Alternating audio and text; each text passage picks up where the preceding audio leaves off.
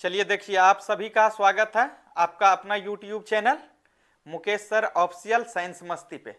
तो जैसा कि आज जो हम लोग का टॉपिक है बेटा, ये हम लोग का टॉपिक जो है अभी बिहार पुलिस के लिए है।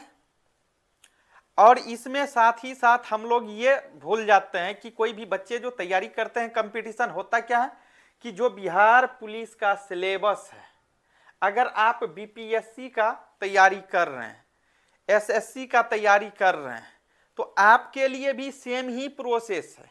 बहुत से बच्चे कमेंट के जरिए ये पूछना चाह रहे थे कि सर हर एग्जाम का अलग अलग तैयारी करना पड़ता है।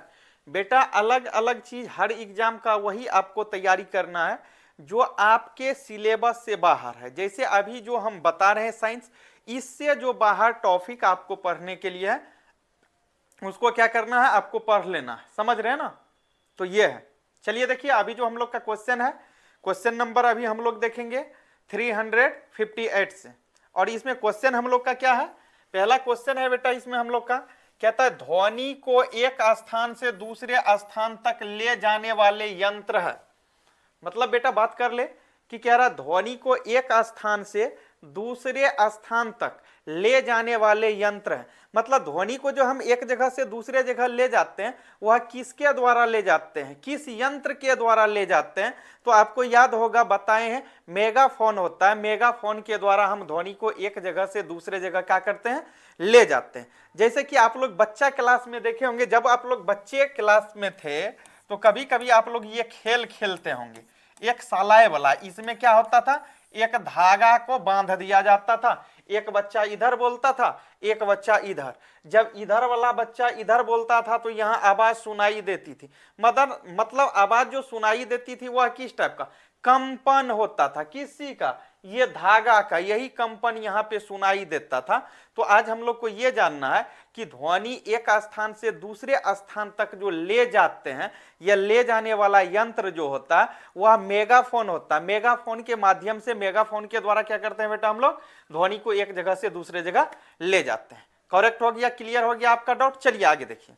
आगे क्वेश्चन दिया हुआ है, ध्वनि को रिकॉर्ड किस यंत्र से करते हैं? मतलब ध्वनि को जो रिकॉर्डेड करते हैं वह किस यंत्र के द्वारा रिकॉर्ड किया जाता है? किसको? ध्वनि को। ध्वनि को किस यंत्र के द्वारा हम लोग रिकॉर्ड करते हैं?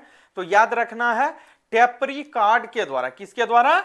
टेप रिकॉर्ड होता है। ये करेक्ट आंसर हो गया। चलिए आगे देखिए, कहता है टेप रिकॉर्ड के टेप पर कौन सा चुंबकीय पदार्थ की परत चढ़ी होती है?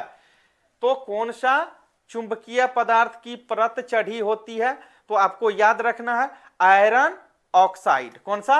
Iron oxide. करेक्ट आंसर हो जाएगा आपका आयरन ऑक्साइड।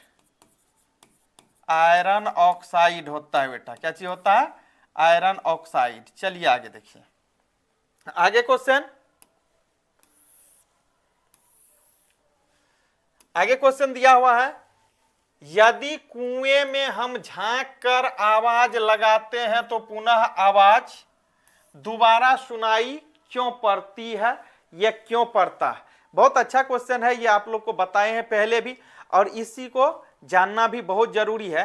कह रहा यदि हम कुएं में झांक कर आवाज लगाते हैं, जैसे बेटा माना कि ये एक कुआं है, इस कुआं में आप क्या करते हैं, झांक करके आवाज लगाते हैं तो पुनः आवाज दोबारा सुनाई पड़ती है। कारण क्या है? ध्वनि के परावर्तन के कारण। जब इस कुएं में हम झुक करके आवाज लगाएंगे तो ध्वनि का क्या हो जाएगा, परावर्तन होगा। परावर्तन मीन्स होता है क्या, लौटना। परावर्तन मीन्स याद रखना क्या होता है, लौटना। तो जैसे इसमें हम जोर जोर से चिल्लाएंगे झुक करके या झांक करके, तो आवाज जो है, ध्वनि जो है, दीवार के इस फेस से, इस सरफेस से टकराएगा। तो यहां क्या हो जाता है, ध्वनि का परावर्तन के कारण ऐसे होता है। ध्वनि के परावर्तन याद रखना है। करेक्ट? चलिए आगे देखिए, आगे दिया हुआ, हॉल की दीवारें, फर्श तथा छत को खुरदरा क्यों बनाया जाता है? खुरदुरा का अर्थ हुआ बेटा ये कि ज्यादातर इसमें घर्षण दे दिया जाता है, घर्षण वाली सतह बना दिया जाता है। ऐसा क्यों? फिर से एक बार देखिए क्वेश्चन, कहता हॉल की दीवारें, हॉल की दीवार, अब आपको याद रखना कि ये हॉल की दीवारें क्या हो गया, जैसे हॉल बड़ा सा मकान है, उसके अंदर की जो दीवार है उस दीवार की बात हो रही है। तो कहता है हॉल की दीवारों, फर्श तथा छत को खुरदरा क्यों बनाया जाता है? इसलिए बनाया जाता है कि ध्वनि के परावर्तन को रोकने के लिए। करेक्ट आंसर क्या हो जाएगा?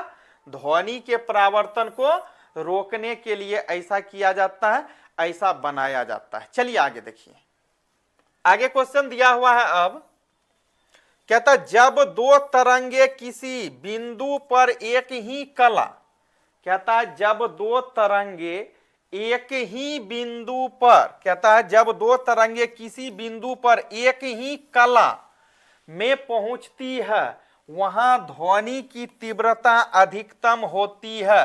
तो इसे क्या कहते हैं? तब ये क्या कहलाता है? तो आपको बता दिए हैं, ये क्या कहलाएगा? समपोषी व्यतिकरण कहलाएगा। क्या कहलाएगा? समपोषी व्यतिकरण, याद रखना। चलिए आगे देखिए, आगे क्वेश्चन दिया हुआ है, यदि दो तरंगे एक बिंदु पर विपरीत कला में, कहता है यदि दो तरंग है